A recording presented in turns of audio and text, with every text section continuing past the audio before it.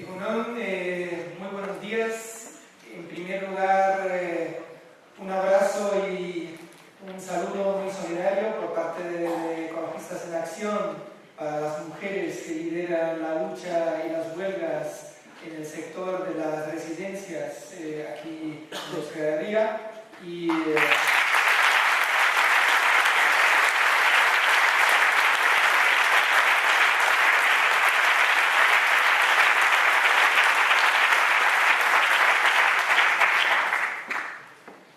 Igualmente, creo que debemos mandar un saludo desde aquí a la gente que está luchando en el Rif de Marruecos por cambios sustanciales por la democracia y la justicia social, y somos conscientes de que también esa lucha está liderada por mujeres en el Rif.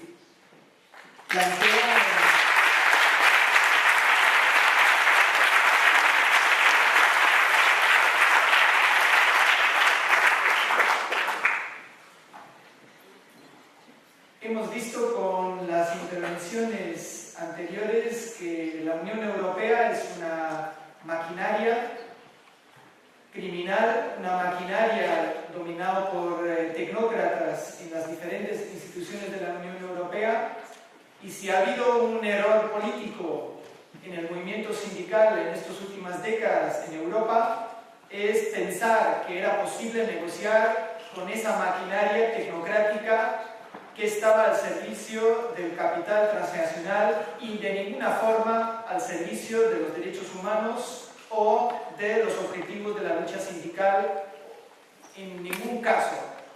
Y yo creo que es importante, cuando estamos viendo que las políticas que se han hecho desde estas instituciones eran para reducir fundamentalmente los derechos y las libertades, para crear unas maquinarias que violen sistemáticamente los derechos humanos tanto dentro de la Unión Europea, pero fundamentalmente en el exterior, y que las políticas económicas que se han ido impulsando desde estos marcos y también desde los marcos de las subvenciones que han adormecido en gran parte a una parte significativa de la sociedad, pues siempre fueron con el objetivo de reducir salarios, reducir las pensiones, desmontar los marcos de regulación conseguidos con las luchas sindicales y, sobre todo, reducir los gastos públicos, los gastos fiscales y, sobre todo, también para aumentar las rentas de capital y reducir las rentas de trabajo. Yo creo que eso sería un resumen, si tenemos que hacer en una frase, de lo que ha sido la Unión Europea en estas últimas décadas. Una máquina de guerra que se ve reforzado con la puesta en marcha de los artículos del Tratado de Lisboa y los nuevos fondos de la industria militar, que justamente esta semana el presidente de la Comisión Europea, Jean-Claude Juncker, está presentando hoy al Parlamento Europeo, y se va a discutir en la próxima cumbre del Consejo Europeo la semana que viene en Bruselas. Ante esta situación, nosotros tenemos que plantear, y se agradece enormemente que ELA ha participado muy activamente en la lucha contra los tratados de comercio e inversión de nueva generación, pero tenemos que entender que estamos en una misma lucha cuando hablamos de las reivindicaciones de las mujeres en la lucha de las residencias, como cuando estamos luchando contra la ratificación del Tratado Unión Europea-Canadá. No solo por una simple cuestión de hechos, porque uno, revisando las listas y los anexos del tratado con Canadá, pues España fue uno de los países que ha liberalizado el sector de los cuidados, de las residencias de tercera edad. O sea, uno de los 11 países de la Unión Europea que lo ha liberalizado con el tratado con Canadá era exactamente España. Pero no solo por este hecho, sino por todo esto lo que ha planteado Laura y lo que también ha explicado Tarana. Los tratados comerciales son una manera para conseguir avances en la eliminación de derechos fundamentales por una puerta que es aún menos conquistable, aún menos democrático que una serie de otros terrenos políticos y sociales donde se han dado luchas importantes a lo largo de los décadas. Es uno de los terrenos políticos que podemos incluir cuando hablamos de la trama mafiosa, cuando hablamos, y ayer lo hemos escuchado por medio de la portavoz del Grupo Parlamentario Confederal de Unidos Podemos, en Marea, en Común Podemos, en el Congreso de los Diputados, cuando se ha discutido la moción de censura al gobierno corrupto de Mariano Rajoy. Ella ha explicado muy bien las estructuras necesarias y por qué era estructural la corrupción.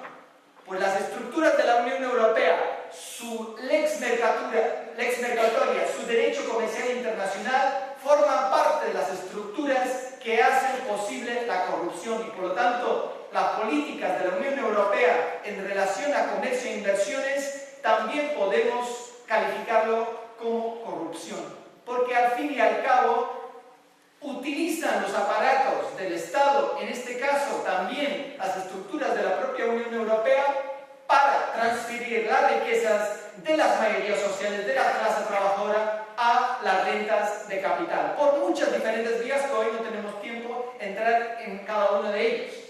Pero vamos con un ejemplo.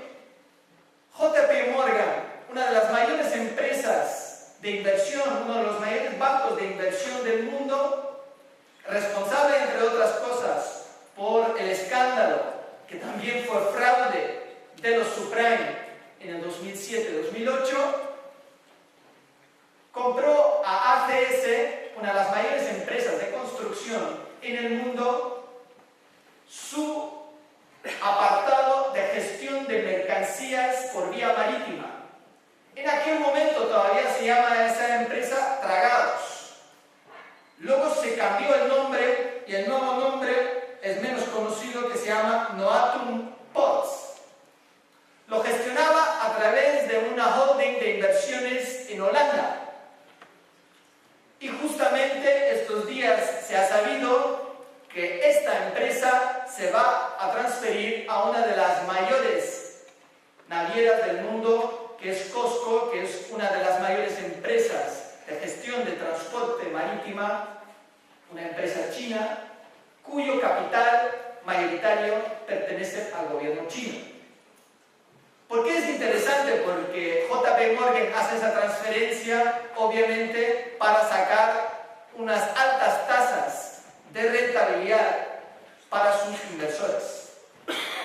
¿Por qué han esperado hasta ahora para hacer posible esa venta? Pues si en esta sala hay alguna delegada, algún delegado del sector de la estiba, sabe que con la complicidad del PNV y el gobierno del Partido Popular, con los votos de Ciudadanos, han aprobado un cambio en la regulación del sector de la estiba, que está muy organizado y anuncia diferentes luchas al respecto. Pero eso es justamente una de las imposiciones cuando hablamos de lo concreto. ¿Qué significa la Unión Europea para el bolsillo de la gente? ¿Qué significa el decreto de la estiba? Pues significa una desregulación de las relaciones capital-trabajo en el sector de la gestión de las mercancías por vía marítima, y esto es un gran negocio. Y ahí ya entraron hace unos años las grandes empresas de construcción, cuando empezó a debilitarse el sector de la construcción, cuando empezaron a crearse grandes mega empresas de superservicios como ACS. Y como estas buenas relaciones que tejieron los dueños de ACS con el Partido Popular, pero también con el Partido Socialista Obrero Español, tanto a nivel estatal y tanto a nivel autonómico, pues a eso también se tiene que añadir esa otra estructura de corrupción que es la Unión Europea, donde se ha ido desregulando, o igual tenemos que buscar un término que explica mucho mejor, creando una regulación supranacional a favor del capital transnacional para garantizar los beneficios y en ningún caso permitiendo que diferentes marcos de lucha sindical estén por encima de los beneficios privados de estas grandes empresas. Eso podríamos resumir igual en un verbo, no cabe, estos mecanismos que hace la Unión Europea sistemáticamente. Entonces, cuando hablamos del decreto en el sector de la estiba, no solamente hay una complicidad de los partidos de derecha y neoliberales en el Estado español, sino también hay un paso previo, donde hubo un lobby del sector de las navieras en la Comisión Europea, en el Parlamento Europeo, en el Consejo de la Unión Europea, donde se ha ido aprobando esto hace unos años atrás. Y cuando a eso añadimos otro factor que os invito a buscar, la nota de prensa del sector marítimo, cuando el pasado 15 de febrero en el Parlamento Europeo se daba el visto bueno por la mayoría neoliberal del Parlamento Europeo al Tratado Unión Europea-Canadá, al CETA. Una nota de prensa muy interesante de la patronal del sector marítimo, porque sabían perfectamente uno de los capítulos en el comercio transfronterizo de servicios que estaba mucho más regulado a su favor en el CETA era justamente el de los transportes marítimos. Ahí tenemos que interconectar tanto el análisis como también de las luchas. Por eso también es importante que ojalá que la lucha de la estiba no termine con solo derogar ese decreto nefasto que se aprobó en el Congreso de los Diputados, sino también que se piense y vuelven las luchas transnacionales como lo tuvimos en los años 90, cuando hubo solidaridad de no descargar barcos en diferentes puertos del mundo, cuando se estaba en solidaridad con una lucha de los estibadores y de las estibadoras en el Reino Unido. Ojalá que pudiésemos volver a ese tipo de acciones directas de la internacionalización de la lucha. Y pongo aquí este ejemplo porque es clave para entender cómo funciona el capital transnacional vinculado a las estructuras de cambios de políticas transnacionales en el ámbito de la Unión Europea, cómo luego afectan el ámbito de la política nacional y cómo eso tiene que ver con luchas y reivindicaciones muy concretas, y cómo a través de las políticas comerciales se han ido haciendo una vuelta de tuerca tras otra. Porque para entender realmente el decreto de la estiba, para entender la directiva europea y para entender por qué el CETA es la mayor amenaza a los derechos sindicales ahora mismo, al Estado de Derecho y a los servicios públicos, hay que remontarse a la Organización Mundial de Comercio, hay que remontarse al Acuerdo General de Comercio de Servicios que el gobierno de Felipe González metió a España en todo este lío. Por eso no es suficiente parar el CETA, no es suficiente parar el tratado con Estados Unidos cuando vuelven a las negociaciones del año que viene. No es suficiente parar los tratados bilaterales donde este es un tema central, el de los servicios, sino hay que desmontar toda la estructura global que es la Organización Mundial de Comercio. Y eso es una lucha, y tiene que ser una lucha absolutamente transnacional, y ahí nos vamos a encontrar los movimientos sociales de diferentes tipos como los movimientos sindicales. Quiero poner 3 argumentos por qué un sindicato como ELA tiene que estar en oposición total y sobre todo en la lucha con muchos otros actores sociales y políticos frente a estos acuerdos. En primer lugar, reduce el alcance de los derechos. Y ahí no solo hay que mirar claramente que el capítulo que se dedica a hablar del mundo del trabajo no es vinculante. Ninguna violación a los derechos laborales de ninguna de las empresas en el convenio del Tratado CETA puede ser sancionado con este tratado. Pero sobre todo se pierden muchísimos derechos de cara al futuro. Sobre todo cuando hablamos, por ejemplo, de la seguridad y salud laboral, cuando hay una serie de marcos regulatorios de la Unión Europea que incluyen, por ejemplo, el principio de precaución. Pensamos en los millones de trabajadoras y trabajadores que están en contacto con productos químicos en su trabajo diario, y eso les afecta a su salud a lo largo de su vida laboral. Pues ahí la Comisión Europea es uno de los actores que actúa sistemáticamente a favor del capital transnacional, impidiendo eliminaciones y prohibiciones de productos perjudiciales cancerígenos para las trabajadoras y los trabajadores. Pero ¿qué hace el tratado con Canadá?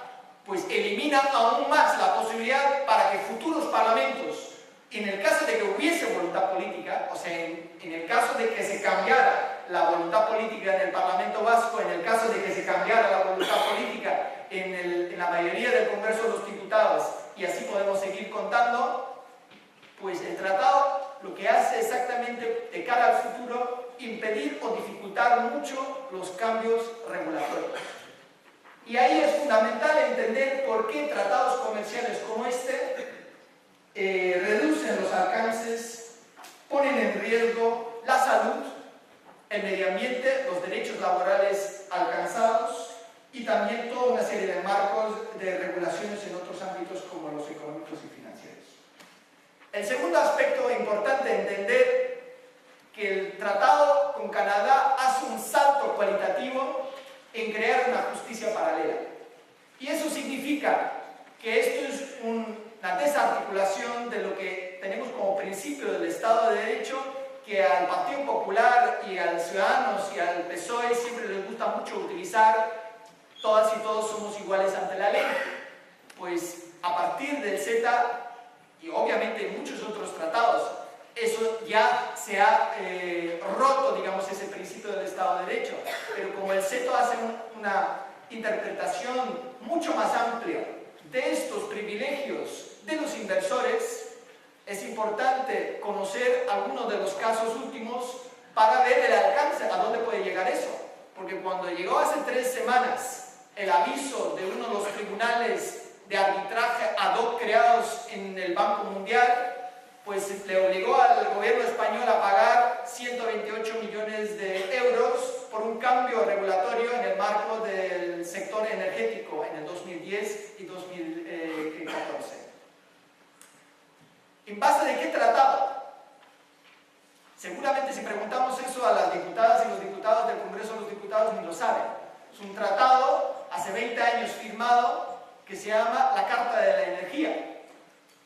Pero lo que nos muestra eso es que tratados que en algún momento se ratifican y entran en el marco regulatorio nacional pueden tener impactos gigantescos, no solo años, sino décadas después.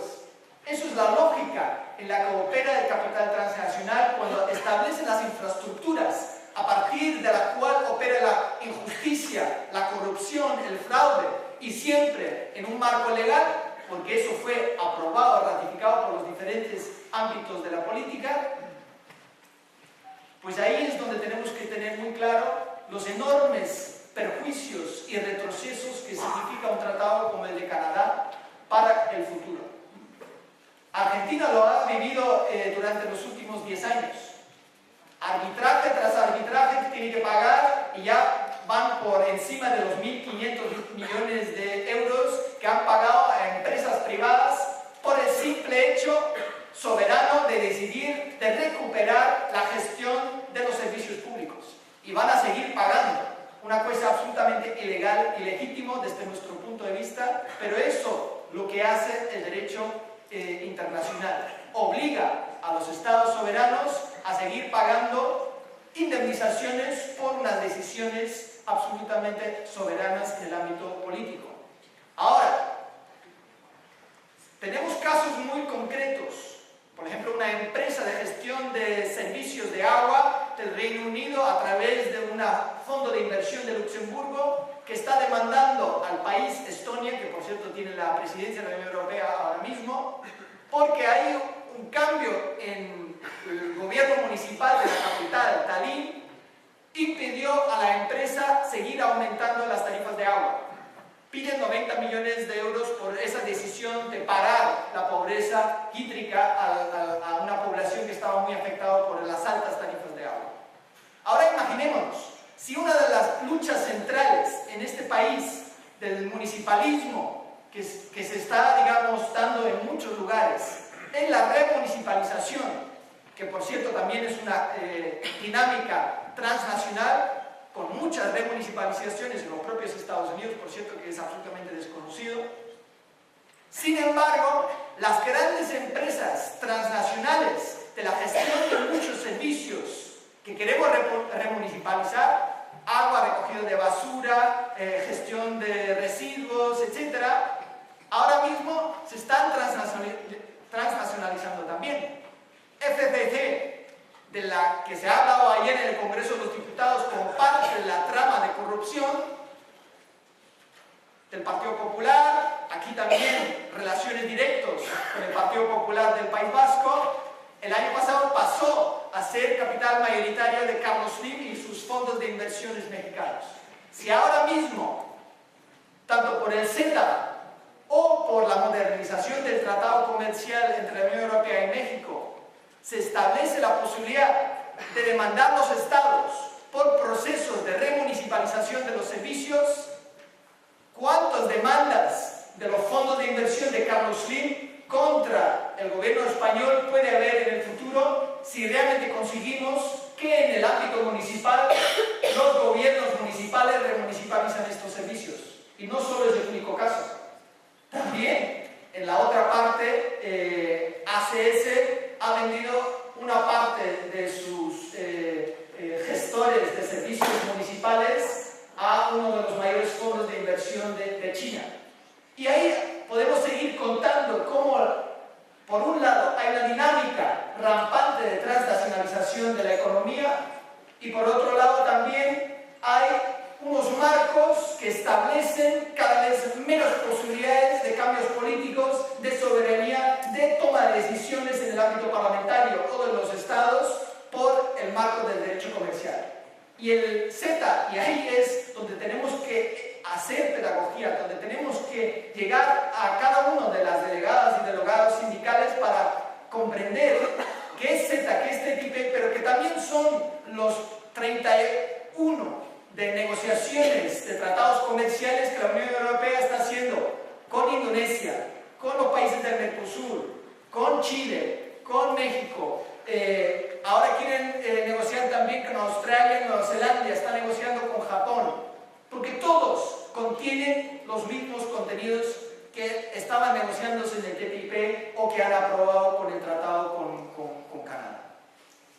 Y esa justicia paralela que se ha perfeccionado, por supuesto también abre la puerta de entrada a todas las empresas de Estados Unidos que tienen filiales en Canadá. Y ahí vuelvo, digamos, al primer factor que he mencionado de la reducción del alcance de nuestros derechos. Cuando hablamos de la seguridad laboral, hablamos de la necesidad de eliminar toda una serie de productos químicos que son perjudiciales. Si los parlamentos quieren dar ese paso, después de haber aprobado o la entrada en vigor del tratado con Canadá, no solo puede haber demandas en ese sistema de tribunal de inversiones a través del CETA, sino también puede haber otros obstáculos regulatorios establecidos con el CETA, al que ahora me voy a referir, porque es la tercera parte, digamos, de incompatibilidad con el Estado de Derecho, y es que se limita la participación democrática.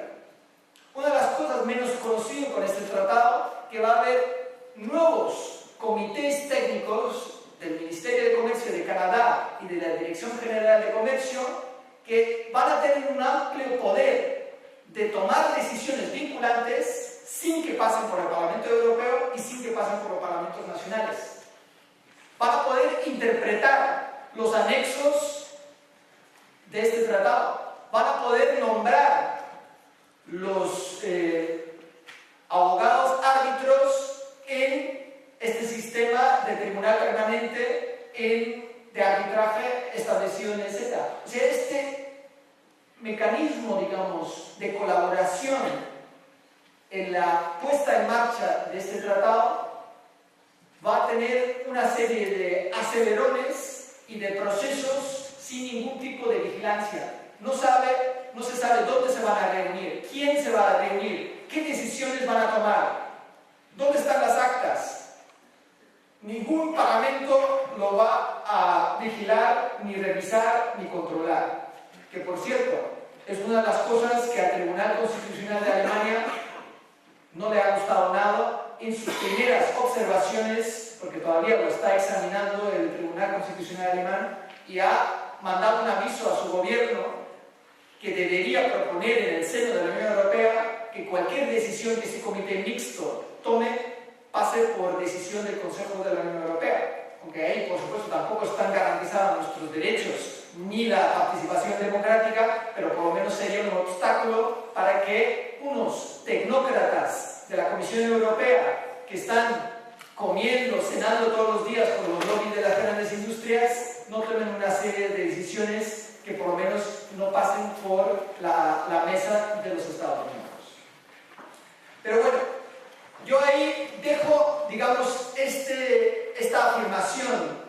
¿Por qué es tan necesario? No solo por las amenazas a los derechos laborales, no solo por la posible nueva ola de privatizaciones en el ámbito de los servicios públicos, no solo por la cuestión de los tribunales en paralelo que crean este tipo de tratados, sino porque realmente es una amenaza fundamental a la democracia y a los pocos derechos sociales y laborales que todavía están en pie en este momento. Y se complementen, por supuesto, con los procesos en paralelo que ha comentado Laura al principio, del pacto fiscal, de todas estas otras medidas que sistemáticamente se está tomando en la Comisión Europea. Como pequeño aviso, está encima de la mesa una nueva medida de liberalización en el sector de los mercados financieros en la Unión Europea, que se llama la Unión de los Mercados Financieros, nuevas herramientas, capital especulativo,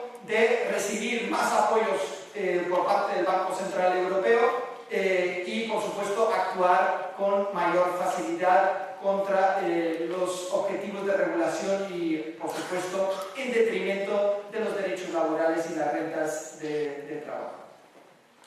Ahora bien, yo creo que es importante que tengamos en nuestro horizonte que frente a eso hay un movimiento que se ha logrado poner en marcha a raíz de la resistencia contra las negociaciones del Tratado Unión Europea-Estados Unidos, ¿no? A partir de 2013 hemos visto en Europa, pero también en Estados Unidos y en Canadá, un crecimiento importante y ha logrado cambiar el posicionamiento del movimiento sindical mayoritario, que siempre ha estado bastante criticado por apoyar en el caso de Europa. Recordamos que aquí tuvimos debates muy fuertes porque la central sindical de Europa estaba con posiciones no muy claras frente a tratados como las de la Unión Europea con Colombia, Perú o con Centroamérica, y sobre eso hubo un choque entre ciertos movimientos sociales y, digamos, las cúpulas sindicales del sindicato europeo de sindicatos en Bruselas. Eso ha cambiado.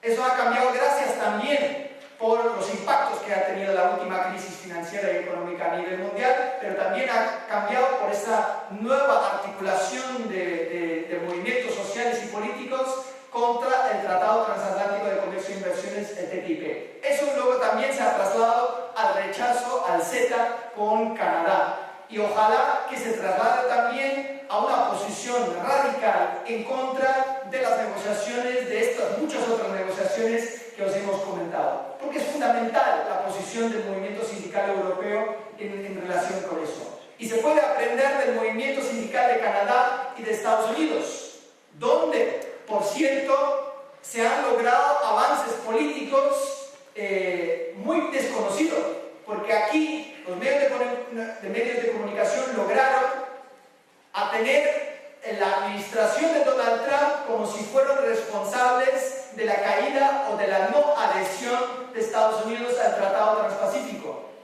Eso es un mito, eso es absolutamente falso. Obama, quien iba a ratificar el Tratado Transpacífico, no tuvo la mayoría en la Cámara de Representantes de los Estados Unidos. Y eso fue gracias al movimiento sindical en Estados Unidos y del movimiento social que luchó contra el Tratado Transpacífico. Logró que uno de sus candidatos a las primarias, que se llama Bernie Sanders, tomó una posición radical en contra de los tratados comerciales. Eso obligó a la otra candidata, que se llamaba Hillary Clinton, y que estaba obviamente a favor de las políticas neoliberales, también tener que posicionar posicionarse contra el Tratado Transpacífico en la campaña a las primarias. Y eso llegó a que las militancias del Partido Demócrata en su convención en Filadelfia, con la coordinación del movimiento a favor de Bernie Sanders, consiguió que hubo una opinión mayoritaria del Partido Demócrata en contra, y eso hizo que sus representantes en el Congreso de los Estados Unidos no dieron su voto para ratificar el Tratado Transpacífico. Lo que quiero decir con eso es, la posición del movimiento sindical es muy importante, pero también a veces los logros políticos como que si de repente se pasan como si fue Donald Trump por su firma presidencial de salirse del Tratado Transpacífico. El Tratado Transpacífico por parte de Estados Unidos había caído meses antes de que Donald Trump había llegado a la presidencia. Eso es muy importante porque también tenemos que reivindicar nuestras pequeñas victorias en estas luchas, sobre todo cuando se eternizan a veces estas luchas contra los tratados comerciales, como lo estamos sintiendo ahora mismo en la campaña estatal. Están bajando un poco las energías porque no hemos logrado que en el Congreso de los Diputados haya una mayoría en contra, pero hay esperanzas, porque en otros países de la Unión Europea hay todavía muchas posibilidades de parar el tratado con Canadá, como por ejemplo en Bélgica, donde hay varios gobiernos regionales y parlamentos regionales que siguen diciendo que no lo van a ratificar. También en la Cámara Alta en Alemania no está garantizada la ratificación. En Austria están bastante organizados y hay una mayoría parlamentaria ahora mismo para no ratificarlo. Y hay un apunte interesante, y me lleva también a la parte última de mi intervención. La reorganización de las élites en Europa con la elección de Macron en Francia. Obviamente, habría mucho que hablar ahora mismo de qué era Macron cuando fue ministro de Economía, ¿no? Bajada de impuestos para las rentas más altas de 40.000 millones de euros, que luego se convirtieron en recortes sociales, o liberalización de los horarios en varios sectores de los comercios, o él mismo estaba participando directamente en la redacción del nefasto ley de la reforma laboral que generó una de las mayores huelgas en Francia de los últimos años. Pero bueno, Macron, el simbólico día del 1 de mayo, en una charla, bueno, en un meeting electoral, dijo que las resistencias y la campaña contra el tratado con Canadá tenían cierta razón, y él en los primeros 3 meses de su mandato iba a poner en marcha un comité científico para revisar los posibles impactos del tratado con Canadá. ¿Por qué esto es interesante? Por 2 razones. Uno, era el único candidato de todos los presidenciales a favor del CETA. Todo el resto había dicho que no, incluso los conservadores, lo cual mostró el impacto que ha tenido la campaña en Francia sobre las y los, digamos, candidatos presidenciales.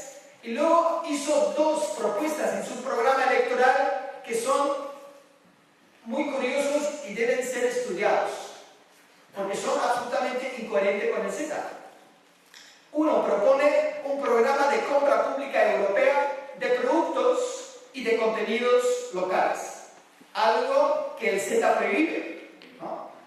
O sea, a partir de un umbral, en el caso de la compra de materiales son 200.000 euros más o menos, y en compra de servicios son 2 millones de euros, a partir de ese umbral queda prohibido para las administraciones estatales, autonómicas y locales de obligar a contenidos locales, que incluyen convenios colectivos, derechos de las mujeres, derechos sindicales, obligación o objetivo de contratar a empresas locales. Todo esto queda prohibido y muy interferido. De hecho, está en contradicción con la propia Directiva Europea de la Contratación Pública.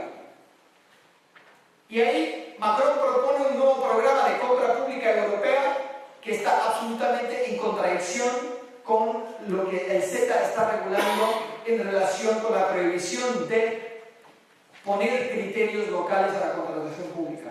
Y el otro elemento es que quiere revisar y controlar la inversión extranjera que se ve afectado con los tratados comerciales como el CETA. Algo también absolutamente prohibido con el CETA. O sea, los dos objetivos que tiene su programa electoral no tienen nada que ver con el CETA que él mismo aprobó cuando fue ministro de Economía. Pero bueno, quedámonos con lo interesante que se sintió obligado el 1 de mayo a hacer una referencia en un mitin electoral a todo esto y a ver, ahora la presión será si en los próximos 3 meses realmente establece ese comité científico. Él dice que si hay algo que va a perjudicar a leyes francesas, pues que va a hacer cambios en el CETA, algo también absolutamente imposible, porque el CETA ya fue firmado por los Estados miembros, ratificado por el Parlamento Europeo, o sea, ya no se puede hacer ningún cambio a este tratado. Pero bueno, dejémosle con sus contradicciones, pero también yo creo que, y ahí es mi punto de alerta, si tenemos ese vínculo Macron y Merkel, nos están metiendo en un contexto muy peligroso, porque por un lado dicen más Unión Europea, más neoliberalismo, o por otro lado xenofobia, extrema derecha, Le Pen, y situarse políticamente en esa presión que están generando es enormemente complejo. Pero tenemos que tener la valentía de tener un espacio diferenciado, un espacio que habla claramente contra la xenofobia, el racismo, la extrema derecha y ese, digamos, lo que ellos llaman el populismo nacional, pero también tenemos que situarnos claramente enfrente de este nuevo polo bueno que ellos lo llaman de Merkel y Macron. Y eso también es un reto muy complejo para el movimiento sindical europeo, y yo lo entiendo. Lo estamos viendo en los debates de la izquierda que lo están teniendo de cara a las elecciones en Alemania en septiembre. Es enormemente complejo. Hemos visto que en una parte la izquierda en Francia tuvo una respuesta, pero también se muestra la fragmentación en la izquierda para conseguir mayorías suficientes para revertir tanto Le Pen como Macron en el mismo sentido. Por mí, entonces, para mi lectura es que tenemos que estar muy atentos y aprender de lo que ha pasado en Francia en estos últimos meses, también de cara a las alternativas que nos estamos planteando, ¿no? ¿Queda todavía un minuto? ¿Sí? Yo lo agruparía el debate sobre las alternativas en 3 apartados. Uno, en relación a enterar el neoliberalismo, porque tenemos que tener por lo menos en común una serie de criterios. Y hay 3 criterios que cuando nos llegó la crisis económica a Europa han estado muy debilitados o casi desaparecidos del debate político. Ayer, en el debate del Parlamento sobre la moción de censura a Mariano Rajoy, volvieron a aparecer, y me alegro por ello, pero son 3 criterios fundamentales. El primero es la solidaridad con el sur global. La Unión Europea, haya o no haya cambios de los tratados, salga Francia del euro o no, después del Brexit igualmente sigue siendo un continente basado en el colonialismo y la explotación, el expolio de los recursos de la fuerza de trabajo en otros continentes. Y si hay una base para el trabajo del internacionalismo, hay que revertir eso lo más urgente posible. Por eso es tan importante plantearse objetivos de enterrar el neoliberalismo más allá de parar el CETA o el TTIP, y ahí hay una cuestión profunda. Si queremos revertir ciertos procesos de neocolonialismo, de expolio en el sur global, de las empresas transnacionales europeas o del simple funcionamiento del metabolismo económico de la Unión Europea, que se basa en la extracción, la importación masiva de recursos no renovables que genera la crisis ambiental global, no vamos a resolver nada.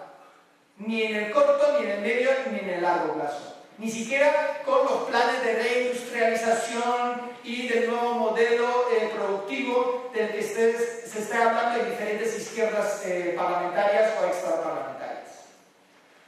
La segunda cuestión tiene que ver, obviamente, con un posicionamiento de economía feminista. De eso va a hablar Amaia Orozco esta tarde, por lo tanto no voy a entrar en eso, pero es fundamental que tengamos como una línea clara la economía feminista como para los planteamientos de alternativas económicas, y cuando hablamos de enterrar el neoliberalismo y relocalizar la economía, porque me atrevo a decir que gran parte del comercio internacional del que hoy en día todavía dependen muchísimos empleos, tenemos que acabar con ello. O sea, por los principios de solidaridad, por el principio del feminismo y por el principio de justicia ambiental, tendríamos que acabar con gran parte de la economía globalizada, y eso supone un reto importante para el movimiento sindical, para explicar entonces dónde y cómo se crean los puestos de trabajo. Si queremos crear, o sea, si queremos cumplir con los otros objetivos. Y eso no solo está en el sector de los servicios, agricultura, energía, sino casi en todos los ámbitos de la economía. Y para mí, la cuestión de poner los derechos humanos en el centro es fundamental. Aquí varias personas están en esta sala que están en un proceso muy relevante de poner en marcha regulaciones a las empresas transnacionales para que no sigan violando y cometiendo crímenes contra los derechos humanos en otras partes del mundo y por supuesto también aquí mismo. Yo creo que eso es un trabajo fundamental donde el movimiento sindical tiene que aportar, tiene que estar y sobre todo tiene que movilizarse. Y la cita, así como más inmediata, será la tercera semana de octubre, cuando se reúne nuevamente en el Consejo de Derechos Humanos en Naciones Unidas, ese grupo intergubernamental, para seguir negociando sobre ese tratado vinculante sobre derechos humanos y empresas transnacionales. Una cuestión de segundo ámbito: ¿qué tipo de cambios podemos impulsar en la Unión Europea sin romper, o sea, sin salirse de la Unión Europea, sin salir del euro y también manteniendo todavía los tratados existentes? Ahí hay todavía toda una serie de subsidios perversos que se pueden eliminar, externalidades que las propias políticas domésticas están generando. La cuestión de un salario mínimo que podría ser el 60% del salario medio de los países. La cuestión de generar una conferencia europea de la deuda, en la que tampoco me voy a meter mucho, pero yo creo que es importante que el tema comercio y deuda esté vinculado. Luego que hable Eric, que enfoca más sobre el tema de la deuda, pero muchas veces se piensa el tema de la deuda independiente de la cuestión del comercio. Y hay un tema fundamental, que ya no es ni siquiera cuestión de radicalismo político. Eso ya lo planteó Keynes en su momento. Y hay que resolver el tema de los superávits comerciales. No va a haber ninguna solución, ni para la desindustrialización, ni para el desempleo, ni para el desempleo juvenil, ni para el dumping social y laboral en la Unión Europea, ni una solución a las generaciones de deudas públicas ilegítimas, si no atamos la cuestión del superávit comercial en la Unión Europea. ¿Y de quién tenemos que hablar? De Alemania.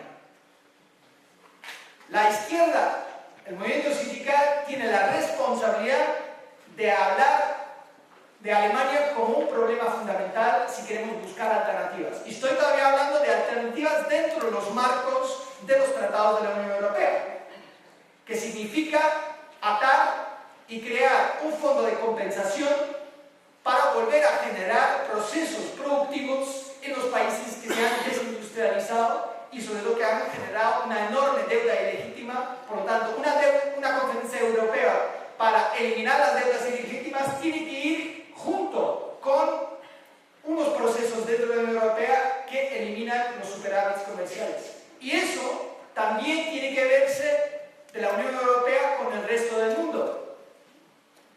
Eso es fundamental. Si queremos crear justicia social y ambiental en el mundo, tampoco podemos seguir manteniendo las cuotas de comercio perverso que tiene la Unión Europea y sus empresas transnacionalizados con el resto del mundo. Bueno, voy a dejar algunos, bueno, voy a nombrar uno porque ayer en un tweet prometí que iba a traer una cuestión, digamos, fresca, igual hay alguien que lo quiere decir a los medios de comunicación. En una pequeña pregunta parlamentaria en el Parlamento alemán, y estas cosas como nunca llegan a los medios de comunicación es importante saber, le respondieron a este parlamentario, algo que en el Congreso de los Diputados no suele ocurrir mucho, pero en Alemania, pues como son un poco más burocrático, ahí suelen responder bastante exactamente. Y es que hay un programa del Banco Central Europeo de compra de acciones a grandes empresas transnacionales europeas. Eso obviamente para mejorar su situación de capitalización en los mercados financieros y tener mayor fuerza de actuar en los mercados financieros internacionales y obviamente seguir haciendo sus compras y locuras que están haciendo mientras están despidiendo a miles de trabajadoras y trabajadores. O sea, este mismo Banco Central Europeo que hace unos 6 meses había valorado positivamente al Banco Popular y que luego resultó en bancarrota y que habían rescatado en parte sus propios trabajadores y trabajadoras que ahora han perdido sus inversiones, que además están en peligro de perder sus puestos de trabajo. Este mismo Banco Central Europeo, concentradamente desde el año pasado, dedica miles de millones de euros, que podríamos decir de dinero público, en la compra de acciones para enriquecer a los grandes accionistas institucionales de las grandes empresas transnacionales europeas. Y no hay ningún debate público sobre eso. Eso se considera como algo perfecto. Lo interesante para una organización ecologista como la nuestra es que nos hemos dado cuenta a nivel europeo, cuando trabajamos con otras organizaciones, que gran parte de esta compra revierte en grandes empresas del sector de las energías fósiles, de las grandes empresas del sector automovilístico, de las grandes empresas eléctricas, y por lo tanto fomenta alimentando un modelo energético absolutamente insostenible, ¿no? Habrá que ver si las preguntas parlamentarias que vamos a presentar también al gobierno español, si también lo responden igual que en el caso alemán, y vamos a ver qué empresas españolas reciben fondos multimillonarios del Banco Central Europeo a través de este mecanismo de financiación. Termino diciendo que obviamente hay muchos cambios fundamentales, si lo queremos poner en marcha, como la renacionalización de la política fiscal, como el control de capitales, que serían fundamentales para atar este tipo de perversidades del modelo de comercio e inversiones que hemos planteado, que solo serían posibles o romper con los tratados existentes y escribir nuevos tratados, o que los países individualmente tomen la decisión de salirse o bien de la Unión Económica Monetaria o de la propia Unión Europea. Estos son cuestiones importantes, pero eso no nos puede, digamos, alejar de la otra cuestión, porque si os fijáis sobre las cuestiones de las negociaciones del Brexit con el Reino Unido, ahí el elemento fundamental es si van a negociar que el Reino Unido se quede o no en una relación aduanera como lo está haciendo, por ejemplo, Turquía en relación con la Unión Europea o no. Porque para las grandes capitales transnacionales es fundamental. O están dentro de la unión aduanera con la Unión Europea o no. Y eso obviamente no mejora las condiciones ni los derechos laborales ni los salarios de la clase trabajadora, sino eso es una cuestión fundamental si baja o sube en cierta manera las rentas del capital, y eso, por eso se están discutiendo y va a ser tan discutido en los próximos 2 años cómo el Reino Unido va a negociar el Brexit y qué acuerdo comercial y de inversiones el Reino Unido va a tener con la Unión Europea, porque va a ser Z+, o sea, todo lo malo que está en el tratado con Canadá va a estar en este tratado, y eso obviamente va a tener, una vez más, unas consecuencias muy negativas para el movimiento sindical, una razón más para estudiar muy de fondo y seguir de cerca las negociaciones del Brexit, aliarse y solidarizarnos con el movimiento sindical, los movimientos sociales en el Reino Unido, con las que tenemos que seguir trabajando unidas y unidos sobre todo porque yo creo que es muy valiente el programa electoral que presentó Corbyn a las últimas elecciones. Si miráis la parte de renacionalización de transportes, sector de sanidad, sector de correos, sector, digamos, fundamentales que fueron privatizados en estos últimos 30 años, yo creo que hay mucho que aprender del programa electoral tan valiente que han tenido en la parte de renacionalización de servicios públicos en esa parte. Bueno, con eso, muchas gracias por la atención.